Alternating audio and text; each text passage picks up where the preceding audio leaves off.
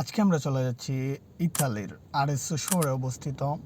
এটা পার্কটার নামটা আমি সঠিক জানি না, তবে যাদের মুখ থেকে শুনেছি, আমাদের বাঙালি অনেক ভাইয়েরা বলেছে এটার নাম হলো মাছ পার্ক। তো আমি এটা মাছ পার্ক নামেই চিনি। ওই পার্কটাতে নাকি অনেক সুন্দর মাছ, অনেক সুন্দর সুন্দর বিভিন্ন প্রজাতির মাছ আছে। তো আমরা আজকে মাছ পার্কে যাব এবং ওই মাছ পার্কের বিস্তারিত যে বিষয়গুলো আছে, সুন্দর সুন্দর বিষয়গুলো আপনাদের সামনে তুলে ধরার চেষ্টা করব। আশা করি আমাদের সাথে থাকবেন এবং ভিডিওটি শেষ পর্যন্ত দেখবেন।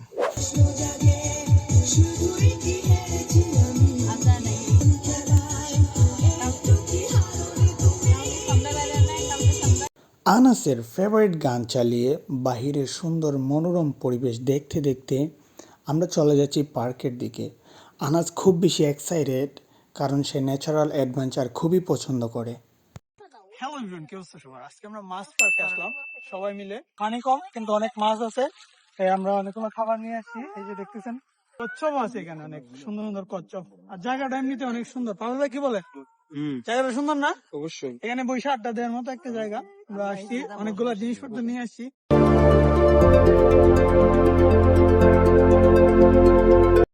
ইতালির তুস্কানি অঞ্চলের ঐতিহাসিক শহর হলো আরেসো, এবং এই আরেসো শহরের মধ্যমণিতে অবস্থিত এই পার্কটি, যা পেরকে জিওত্তো নামে পরিচিত, তবে স্থানীয়রা ভালোবেসে এই পার্কটিকে মাছ পার্ক নামে ডাকে। বিকেল হলেই দেখা যায় শত শত পর্যটকের ঢল, এবং এখানে সবাই মাছের জন্য খাবার নিয়ে আসে। আপনি যখন মাছদেরকে খাবার দিবেন, তারা খুবই উপভোগ করে খাবারগুলো খায়, এবং যেই জিনিসটা দেখতে অনেক ভালো লাগে। মাছকে খাবার দেওয়ার পাশাপাশি সবাই কবুতরের জন্য খাবার নিয়ে আসে, এবং সেখানে অনেক কবুতর। আপনি যখন খাবার দিবেন, মুহূর্তের মধ্যেই শত শত মাছ জড়ো হয়ে যাবে, এবং মাছগুলোকে দেখতে অনেক সুন্দর লাগে।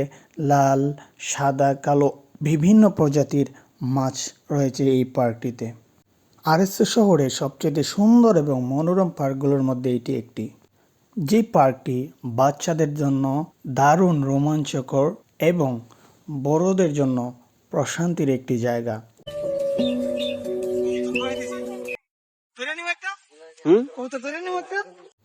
আমরা সবাই জানি আরেসো শহরটি ইতিহাসের জন্য বিখ্যাত, কিন্তু এই শহরের বুকে লুকিয়ে আছে এই পার্কটি, যেখানে গেলে আপনার মনে হবে আপনি কোনো রূপকথার গল্পে হারিয়ে যাচ্ছেন।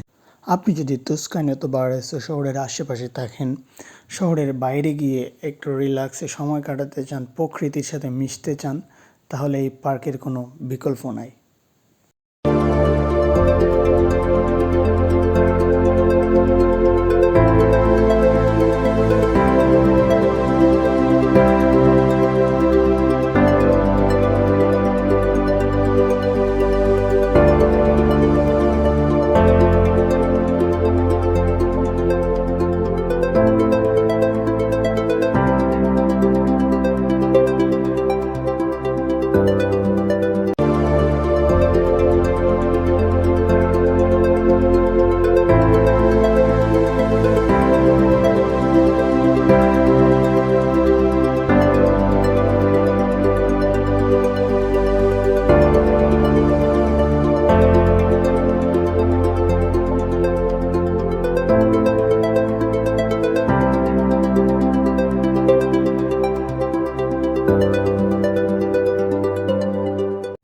আমাকে যদি এক আকাশ পরিমাণ কোলাহল দেয়া হয় এবং এক চিমটি পরিমাণ নীরবতা দেয়া হয় প্রকৃতির মাঝে, তাহলে আমি সেই নীরবতাই বেছে নেব।